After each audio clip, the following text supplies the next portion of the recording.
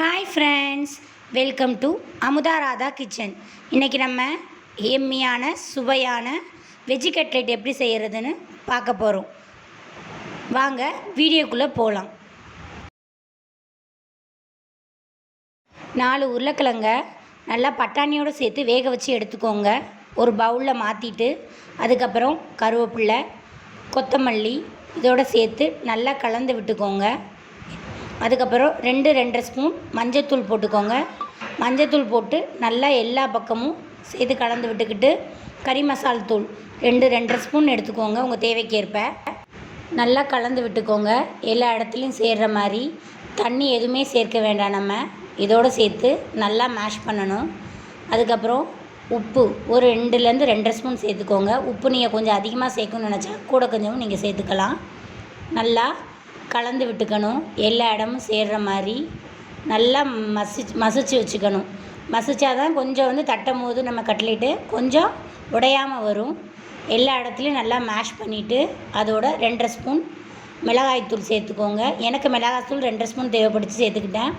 நீங்கள் உங்கள் காரத்தகுந்து சேர்த்துக்கோங்க. இதோட வெங்காயத்தை நறுக்கி வச்ச வெங்காயத்தையும் நல்லா கலந்துக்கணும். எல்லா இடத்துலையும் நல்லா ஒன்று போல் எல்லா இடங்களும் சேர்த்துட்டு 2 ஸ்பூன் பிரெட் க்ரம்ஸு, இது கடையில் கிடைக்கும். வேணும்னா நீங்கள் வீட்டிலேயே அரைச்சிக்கலாம். மிக்சியில் அரைச்சிட்டு நல்லா கலந்துக்கோங்க. இது உடையாமல் இருக்கிறதுக்காக இந்த பிரெட் க்ரம்ஸ் நம்ம சேர்த்துக்கிறோம்.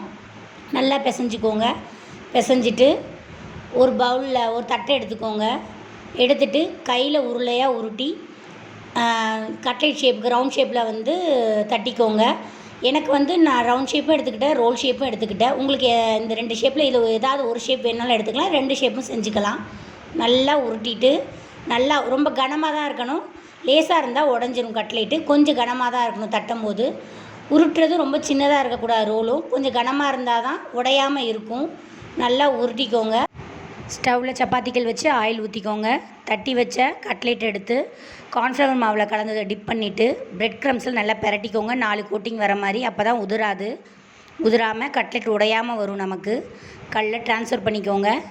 மாற்றிட்டு 2வது ஒரு பீஸையும் எடுத்து நல்லா கோட்டிங் கொடுத்துட்டு சப்பாத்தி கல்லில் போட்டுட்டேன். மேலே 1 ஸ்பூன் ஆயில் எடுத்து அப்ளை பண்ணிக்கோங்க. நல்லா அப்ளை பண்ணிவிட்டு மேலே ரொம்ப நேரம் கருக விட்டுறாதீங்க. திருப்பி திருப்பி போடணும். மீடியம் ஃப்ளேம்லேயே வச்சுக்கோங்க. ரொம்ப லோ ஃப்ளேமில் வச்சா தான் கட்லெட் சூப்பராக வரும். இந்த ப்ரௌனிஷாக வந்தோடனே தட்டில் எடுத்து மாற்றிக்கோங்க. ஒன்று ஒன்றா உடையாமல் மெதுவாக எடுக்கணும். கட்லெட்டை லோ ஃப்ளேமில் வச்சா தான் கருகாது. ஸோ நம்ம சுவையான எம்மியான கட்லெட் ரெடி. இந்த வீடியோ உங்களுக்கு பிடிச்சிருந்துச்சுன்னா லைக் பண்ணுங்கள், ஷேர் பண்ணுங்கள், கமெண்ட் பண்ணுங்கள். மறக்காமல் சப்ஸ்கிரைப் பண்ணி பக்கத்தில் இருக்க பெல் பட்டனை கிளிக் பண்ணுங்கள். பாய்.